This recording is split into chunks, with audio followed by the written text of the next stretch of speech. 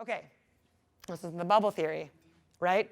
How do we capture interaction, right? And this is nothing to bottle, but just as human beings, because this is the thing that I think is false a lot of the ways virtually. It's pretend. And to take your kind of cat thing, I think a lot of it is, again, we see a reflection of us, but it's not really a connection. Like, I like cats, she likes cats. We like cats. We like the idea of cats, but I don't necessarily like you. The cat I like, right?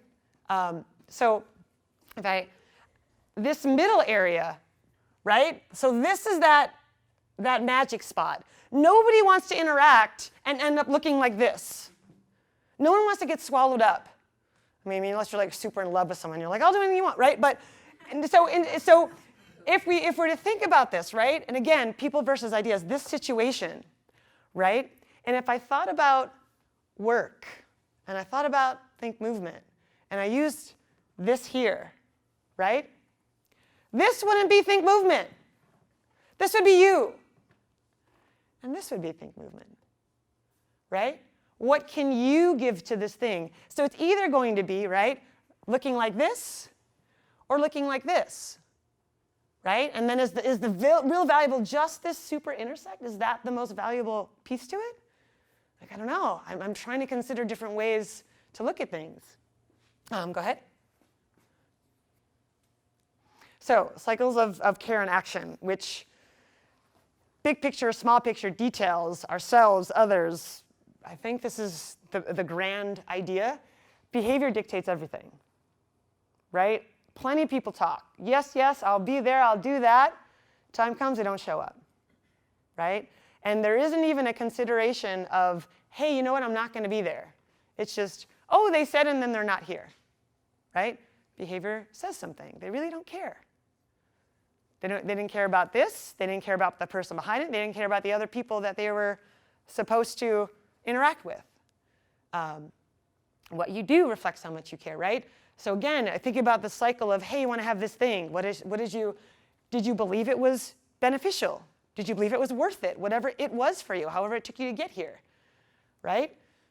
Actually doing something.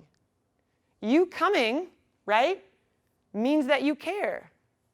You came, so now I have a little bit more care towards you, just as a human being, right? I don't dislike anybody else, but you're here in front of me. Like, you made the action. You did the thing. And some of you is a lot more than others. Some of you might let me just dabble in it. But that care and action, right? Let's say Gary needed to move a couch, and X, who's not here, needed to move a couch. I'd be like, what time want me to be there? Right? I might, right? I'll be there at 12:15. And I'll bring the football team, right? But like for X, you know, I wouldn't not answer.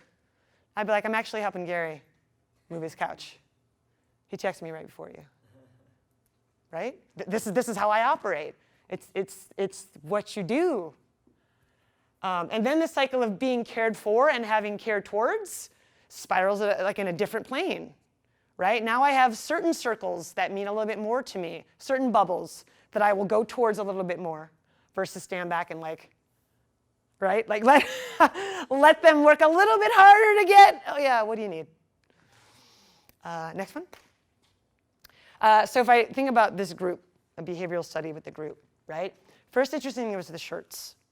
So it was, hey, like, I have this logo. I want to get some shirts made. I don't want you to pay anything. I literally just want to give them. Just give me your address.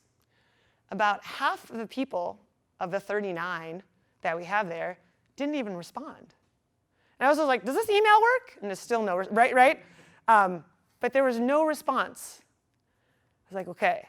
So these people, even though they said they wanted to be, even though they filled out this bio, even though they gave me an initial piece of work, don't feel a part of this. Okay. And this is like the kids in the class, right? Do I continually turn my back on them and be like, fine? Or do I take the time and effort to talk to them off to the side while everybody else is playing? Depends, right? It depends how engaging that other group is. I had certain folks who Had a conversation after the fact, like, I haven't earned it. I haven't done anything in a long, like, I haven't earned the shirt. My response was, you earned it by saying yes. Address came. And it's interesting because person X, when I said, who wants shirts? I'll take a large. Then crickets. So it's very interesting, right? Like, again, what is your stake? Why? Why did you sign up for this class? Right? And do we provide an exit strategy for those that made a mistake somehow but just can't say it? I think a lot of times it's everybody's, they're always battling monsters that we might not understand. Of course. We had a great moment where we were teaching breakdancing, and dancing has probably been one of the hardest ones for a lot of our kids to access, just because you kind of have to like let yourself be out there, And Selene they all had to do like a 4-move breakdancing routine. So like they start with 4 different parts of breakdancing, and we were trying to make it more accessible, not in the circle where everybody was watching. So just like Selene would watch, and then like one of the kids, he was like super excited. Boom, he got right up there, right in front of Selene, and then she just saw the color change and everything was just like, he was like, oh wait, I don't know how to do any of this. And then he just like, no, can't do it. Oh gosh. And he, like, backed out, and I think the social recognition. Yeah, I mean we can't control like when the momentum drops off and how they get out. He was in that flow state. He was ready. He was like ready to give it a shot. Right. And then there was just something, I'm not sure what happened, but something that had that click into him where he then, instead of just being in the moment, was outside of himself. Boom, he just felt all the eyes. Right. And he felt whatever it was, and he was like done. So like, Did you guys find out what that change was? What that discoloring? I think it was the eye contact, because the moment he was just looking at the grass, doing some top rocks, having fun. The moment he saw me seeing him, he just dropped and he said, I don't know how to do this, and put the hands on the pocket and left. And that's like, are we really afraid of being seen? Right? Like in the bedroom, he's probably like all kind of beat boy, but once, and even this thing, I love dance. I don't like to be looked at dancing, kind of thing. And that's I give people I give people the benefit of the doubt, but I also don't forget, right? I don't forget that behavior cycle. I think so many that will say they do, and then 10% maybe that actually Yeah. agree with it. Yeah. So I think then the thing is, how can we instill itself a culture that we're not afraid Right. to make mistakes and put ourselves. And that's the community. That's the trust. That's the. Paralysis happens. You get paralyzed. People, they just overthink it, and they're like, I don't know what to say. I'm going to say the wrong thing. I'm going to do the other thing. I'm not going to dance the right way. Right. Bye. I'm out of here. And then it's like, how much energy does an individual or a group put into boosting that person back up versus saying, not today, right? That's another piece. So. And we are outliers, and this is intense. And we may feel confident because we're around a lot of people. You guys are around a lot of people like yourselves, but you know, and I know, that we are the vast, vast minority, and I don't even include myself with you guys. I mean, most people are very challenged by movement, and it's scary, and challenged by publishing and speaking. And we are, doing something great. This is something amazing, and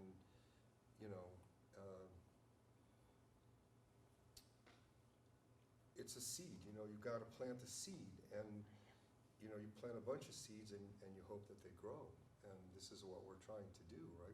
I think we all want, some of us at least understand that this is, what is it, Peter Levine said in one of his books from Archimedes, he was like, give me a lever and somewhere to put it, and I'm going to move the goddamn world. Right. So. And on that same notion, right? Can we use the same lever? Can we use the same leverage? Do we need different levers? Like how do we get this momentum push? Because what I don't want is, I don't want it to trickle. I don't want the force to die out, so now we're stagnant.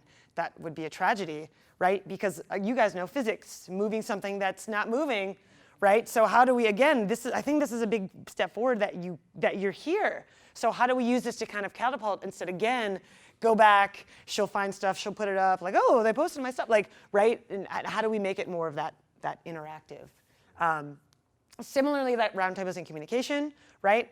There's a certain group that answers roundtables, and again, I know busyness, but again, there's a trend. So it's kind of like, why is that? I don't try to be pushy. It's just like, here's an idea, and then about 2 weeks, I'm gonna want to put it up. Only certain answers. And I know a lot, it was just interesting. A lot of people have this weird fear of putting something out there as if it's frozen in time and that defines them.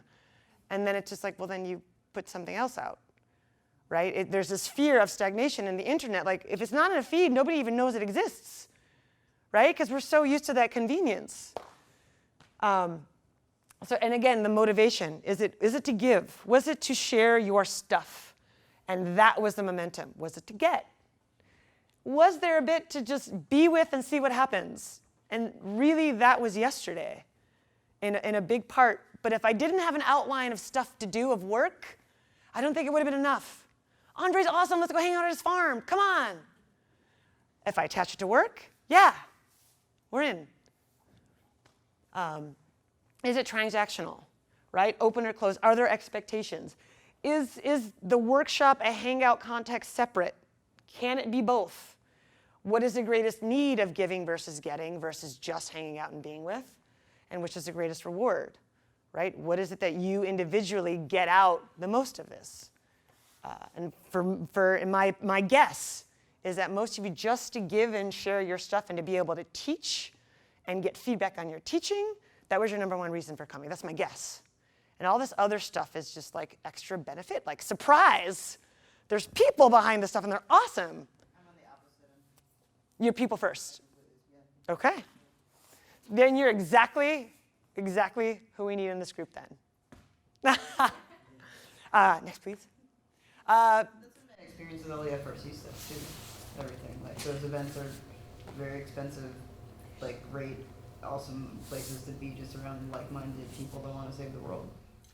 Yeah, but, and like you said, expensive. But if and again, I'll say my piece here. If the goal is to really help the world, why are you only admitting in people who pay $1,500 to be there? I've gathered people outside. Or no, I don't mean you, Sam. I mean, but, you know, like if the access is limited by ratcheting up and by, in essence, because of resources, making something an elite thing by the cost, it's hard for me to believe that you're really trying to save the world. I think that people value it and take it seriously. Oh, absolutely. No one said they're not. Like that. I mean, that's my impression. Like, Yeah. having a higher price like that doesn't. To me, like pricing. For me, personal, I think of pricing now is just a tool to have people take stuff seriously.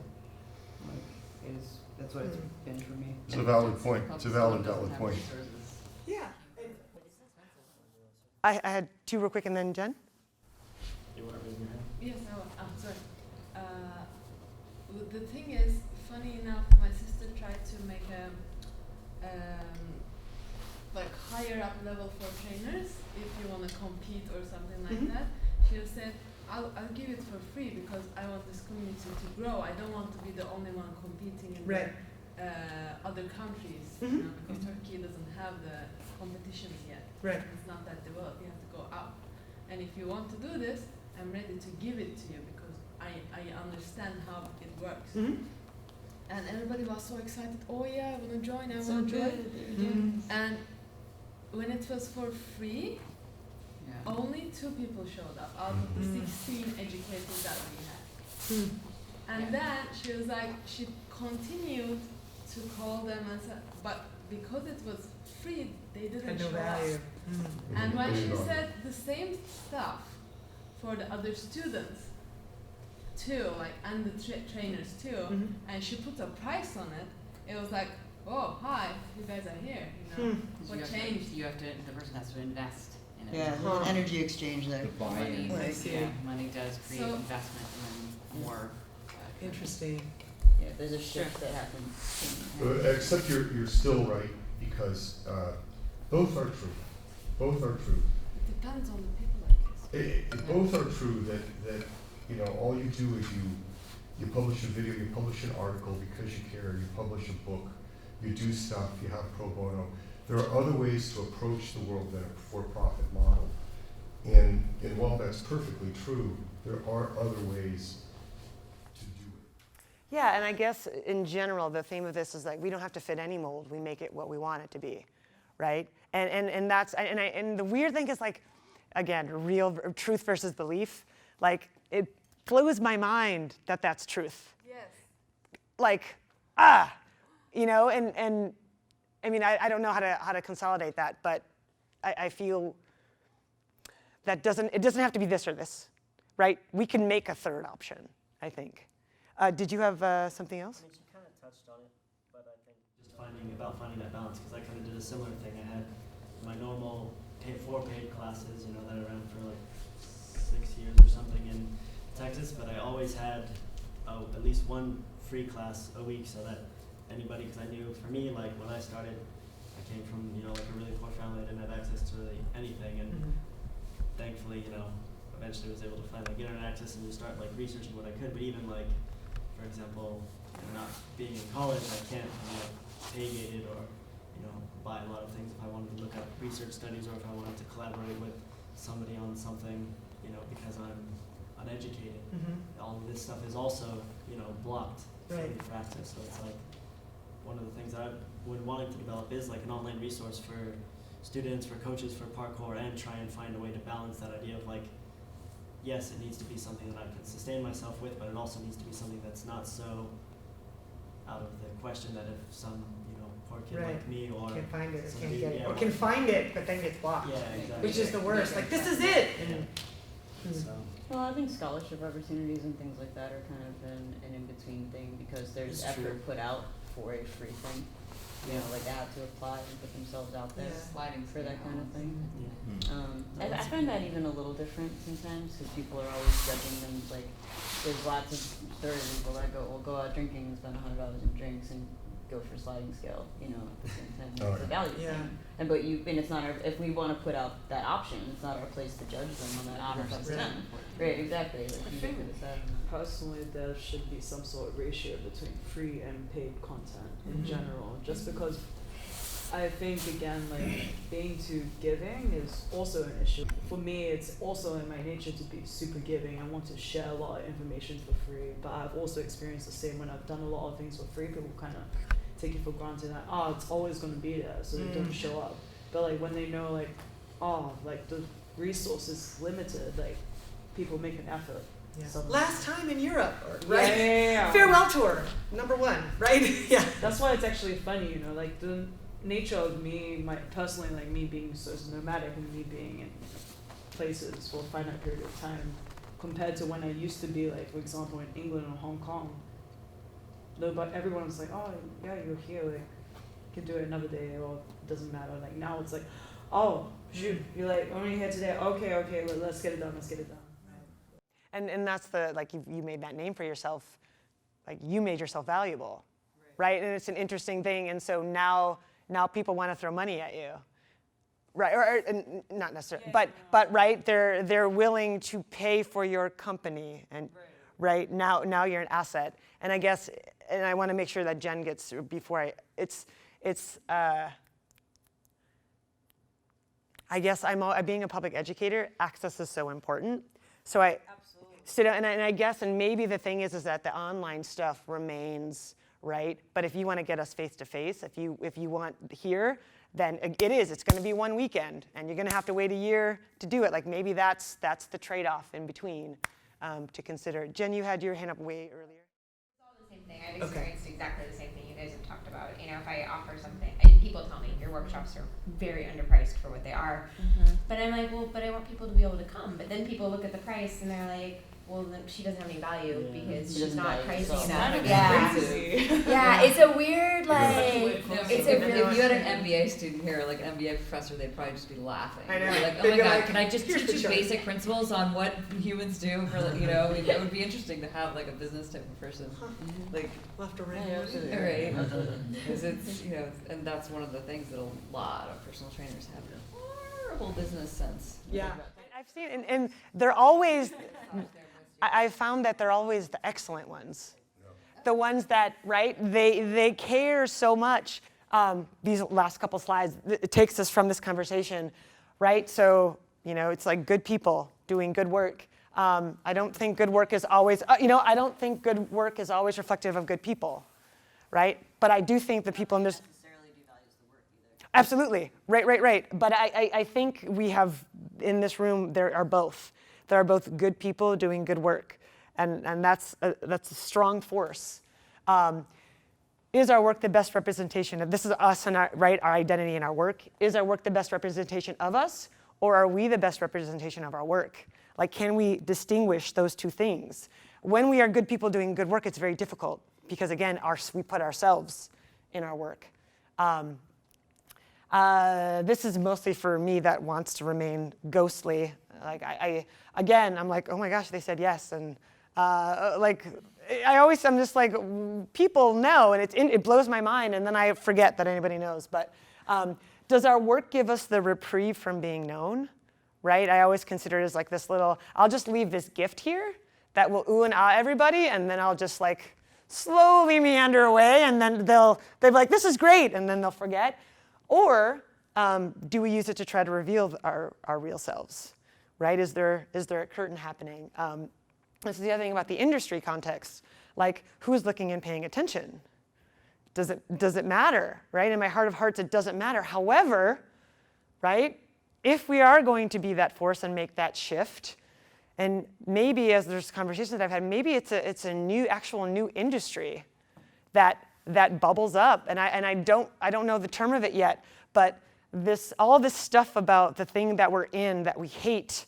Maybe we could just bubble up and sprout all the good stuff and call it something else. I mean, I don't really know what that looks like, but I feel the potential for that here and in this group of like-minded that are lumped together.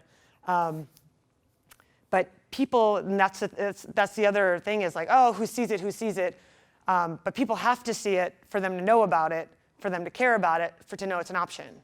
Right? Otherwise, they're just going to keep doing mainstream stuff, and they're going to be liking shirtless pictures and this and that, and they're going to miss the big picture. They need a new story. People like stories. Yes. People love stories. Yes. Really just.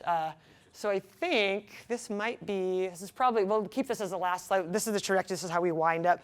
So trajectory questions. If we are all the same type of person, are we reflecting all the same things? Like, are we all mirroring? Right? I see a head nod, which is actually really appreciate, right? Because if we're all reflecting the same things, then again, who on the outside are we missing? What perspectives are we missing through that? I know we all have our own context, but this idea, I think a lot of us are in that kind of bubble world and refuse to see all the other stuff because we're in our workshop. But I'm learning more and more that you have to take a look at what that mainstream is doing. Annoying if we couldn't disagree. What's that? It'd be really annoying if we couldn't disagree. Yeah, and that's the thing. There should be that's the relationship where you can say no, and I don't get offended. So please explain why, right? Like that's so that I can know. Oh, like I was here. Or be like, nope, that one's here. Nah, but I hope it would never be that dismissive. Yeah, exactly. Yeah. I mean, like, disagreeing doesn't mean that, like, Yeah. I think it's good that we don't mirror You don't each need other, homogeny. or I think it's good that we don't try to resonate with each other just because we like each other. Yeah. As well, I think it's a bit It's not a valuable self-indulgent in that way and detrimental to the progress of the group. Like, Fake. I think we need to be rational in how we're thinking about everything. Like, I do think it's really important that we do look at the mainstream because otherwise there's no way of comparison. Like, what makes what we're doing different, or how do we benefit from our practice? What's different? Right. And I guess and just as a general, I don't know if you've generally felt like, but if we've always felt like an outlier, I think that's how that bubble happens. Well, if I don't agree with this, I'm just going to remove myself from it. I'm just going to do my thing here. And that's why it takes energy for me personally to look out there.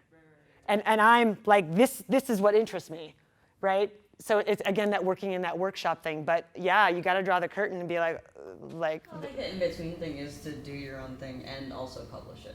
Absolutely. Right. But what I mean about looking at the mainstream, again, right. It's like I don't want to take a walk down Main Street. Like I want to stay in my workshop, right? And then if anybody not, like, the door's open, right? Like, that's just me, that's how I get stuff done. That's why I had to fix the fence, right? Like that kind of mentality. Like I know every little thing that needs to be oiled and oh, that toilet doesn't, like I know those things and work on those so that that's safe. But I think that's a huge point. That is certainly a weakness of mine. Oh, please go. Me? Yeah, no, I think excluding yourself from the mainstream is not the solution. I mean, I get it, it takes energy, but it's because you give it energy. So mainstream is just there and it will always be there. So instead of looking and just feeling or judging or, oh, I don't want this to happen, you can say, I see this mainstream and I have this thing of my own. And there has to be a connection because they're people, you're people, you think differently. But so my example would be is like there was a horrible thing on Instagram pole dance world. They like somebody famous posts one trick and it gets so popular. Everybody's training the same thing. You go to like training sessions, everybody doing the same thing. They're like putting on post media, oh, hashtag the same thing. Right. And then this was horrible and I had to like get myself away from it because I don't want to keep saying the same thing. But then what happened is my students wanted to learn that move. And because I wasn't watching, I had no idea what they were talking about. They were like, oh, can we do Ayesha this week? Or can we do the vortex spin? They see it and they like it and they don't know why, but it looks good. And then I said, okay, this mainstream, like my students want it and I'm there to teach them, okay, I'll try. And it was a horrible experience to actually try to be the mainstream. So I figured out, well, how can I make this move mine? You know? That's because you didn't care about it. That's why you couldn't teach it, I didn't. right? So I was like, okay, this is the trick how to do it and I like doing it this way. Now create your own. I want to see a different type of spin that looks like a vortex, has the same idea, but how do you twist it? And that idea of cultivating your own, again, the absolute bedrock. And it spreads, but it doesn't happen if you just say this is mainstream and keep it to yourself. Right. And from what you said, you know, I gave that little like, want to be here. Like, is it possible to use the mainstream wave to inadvertently be that push that bubbles this trifling thing to the surface? That's, I never thought that could be a thing. That's very, Comedians have a really good handle on how to tackle serious subjects. You have to do it through humor sometimes. Yeah. I think a lot of us get so serious, like, but you try to, you know, I get on the soapbox a lot. My way is better. Yeah, or just like, don't fuck with that garbage. Like, you know, I see a lot of CrossFitters and they're just like, what's the easy shortcut? But then I'm like, okay, how do I not get so serious about it? How do I make fun of it? It's like, oh, you know, just spend 10 years, that's all. But I don't know how to make fun of it, that's what I'm saying. Yeah. So I could probably And maybe that ignore the mainstream. Right. Like, learn how to be like, I think one of the hardest things for me is when it comes to like contributing to a goal that might not necessarily be mine. So like for me with parkour, I want to be training it until I'm dead. I don't really want to feel like, you know, hindered by what I'm doing. I'm not really interested in like showing off for other people or anything like that, but I've gotten handfuls of times where some dude wants to do private lessons and he just wants to learn how to backflip, or he just wants to be like a stuntman, but his like mobility is shit and he's got like nothing going for him, so you would really need to do like, you know, half a year of like remedial work and then like start getting into things. And I think part of that is like realizing as a giver or as a creator, are you planting these seeds as something selfish, like for yourself, or are you actually trying to make a change? Because sometimes to make a change, you'll have to do something that you don't want to do. You know, you get a kid that just wants to learn a backflip, and then after training with you for 6 weeks, he then, you know, something else starts to happen, and then he starts to see, well, this is how Jeremy's doing this stuff instead. And so then maybe, you know, my signpost was like, I want to be this stuntman and do backflips. And now I'm like getting into this mindset where now I'm like actually thinking about my body and my choices. And all this Tell stuff. them what they want, We give can- them what they need. I mean, I relate to that a lot just through my own life experience, having started in external martial arts from an early age. External being like, it's very superficial in a way because it's very focused on the aesthetics, not so focused on this internal, like this purpose rather. Like, I feel like in this group we're quite purpose driven, it's not like, yeah, I need to do a backflip. Like, what does that accomplish for you, like in the grand? But that's the average Joe saying that looks cool. Absolutely, Right, but right. then That's what later gets on them in the through door. time, Yep. through time, then the purpose develops. Everything needs time. Like a Yes. revolution needs time. And just to add a bit, like I feel like I have to always ebb and flow between the mainstream and being the outlier because I spend part of the year not being in the mainstream, but I have to spend a big part of the year Gotta catch that partaking wave. in the mainstream, right? Because I belong to a mainstream world-class team, Yeah. so I can't do everything my way all the Right. time. As much as I want to, I'm Right, like, right. I kind of have to like ebb and flow with the group, and slowly they see my way, Yeah, Like, and through that's time. It's that weird, again, the underground, the establishment from the inside. It's like, I'm going to change PE, like, as like, I'm just going to keep doing it. And then once I have the answer, it's like, there it is. It's like being undercover.